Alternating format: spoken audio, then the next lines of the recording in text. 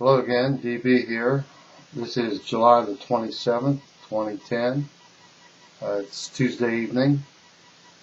Just want to make a follow-up on my last video, ism equals control, RFID, chip equals super control.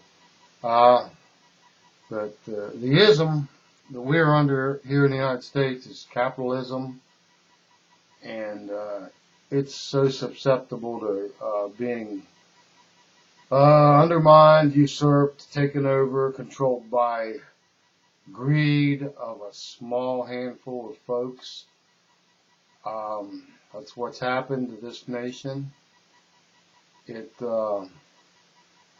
currently is controlled by the ruling elite, as dictated to from the New World Order elite, etc., etc., to the top of the pyramid. But the United States was founded, they don't teach too much about the founding fathers any longer in the history books, public education. But some of the stuff that was never taught in public education about the founding fathers is their motivation for founding the republic to begin with. They were a small band of Masons scattered throughout the colonies,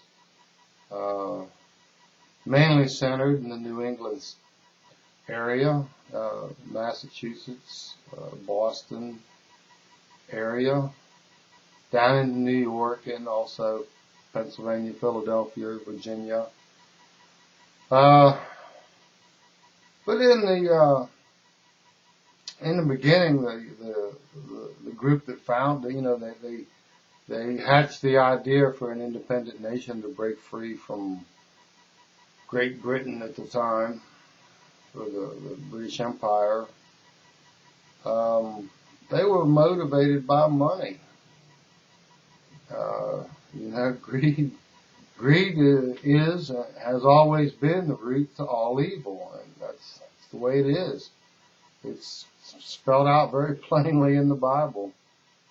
But back to my point, the founding fathers, they weren't all they were cracked up to be throughout the course of time. Initially, they were viewed as heroes. Recent decades, they've been demonized, and now they're being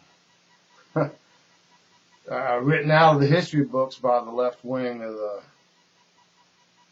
political spectrum in this nation. But they're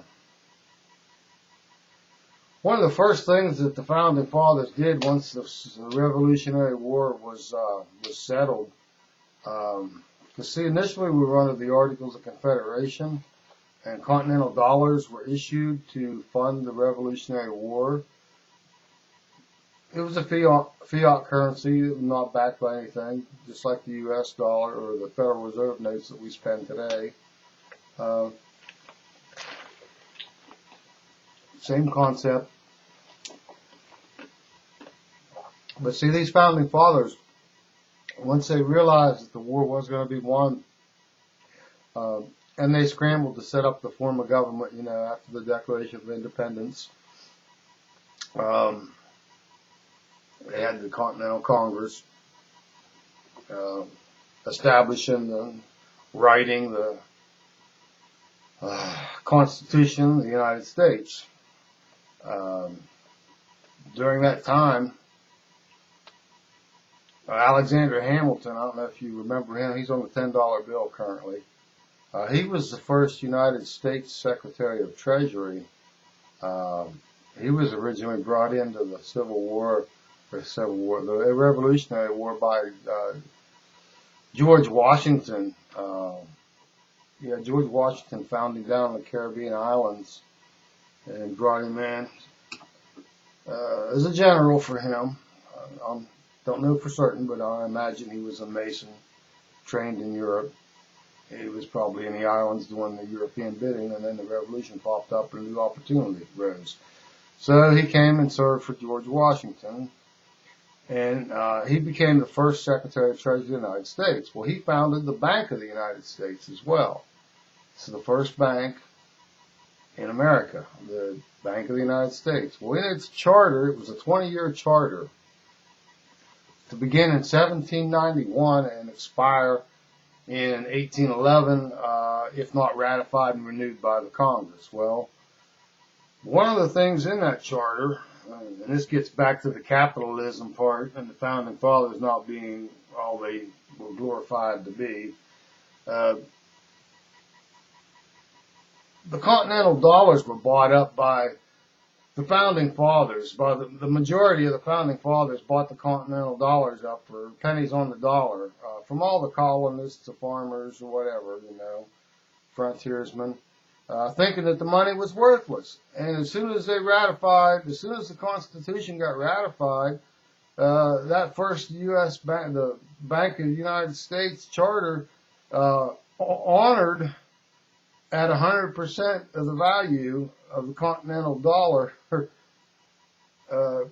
any of the speculators, the Founding Fathers, who majority of the continental dollars were purchased by them, which made them extremely wealthy once they cashed in their dollars that they purchased for less than 10 cents on the dollar. They were made whole, kind of like this Goldman Sachs AEIG settlement that went through with the banker bailout of '08.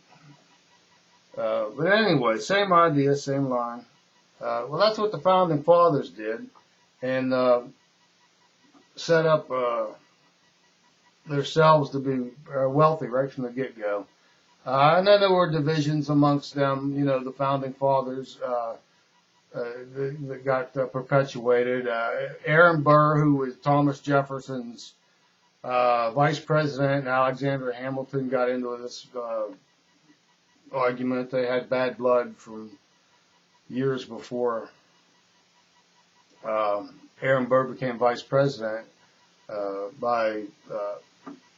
Aaron Burr defeated Alexander Hamilton's father-in-law in an election for the, I believe it was the House of Representatives, might have been the Senate, the state he was in. And anyway, it boiled and boiled. And then 1802 or 4, somewhere in there, Alexander Hamilton and Aaron Burr had a duel, and Alexander Hamilton, he got dead. Yeah, the great guy that he was. But anyway, also critically during that time frame, the early 1800s, the first United States Supreme Court Chief Justice, Justice John Marshall. This was where our problems began and how long they've been rooted. He had the battle with Thomas Jefferson, third president at the time, on the issue of John Marshall was pushing, he had the authority as Chief Justice of the Supreme Court to interpret the Constitution of the United States, to say what it says. In other words, that's where the courts actually started usurping the founding document of this nation, was through Chief Justice John Marshall, the first Supreme Court Justice of the United States, through constitutional interpretation. That's his doctrine. And he happened to be a Supreme Court Justice a lot longer than Thomas Jefferson was around as president to fight against him. He was Supreme Court Justice for 34, 35 years. That's how ingrained the constitutional interpretation concept became in this nation. And that's where the power is in this nation. It fluctuates back and forth between the president and the courts. But the real power lies in being able to say what the laws are. And that's a problem in this nation because all these justices are just put in place to follow the order that comes down from the powers that be beyond. Well, that sums it up. I want to thank you for your time. I'll probably make a follow-up on this soon.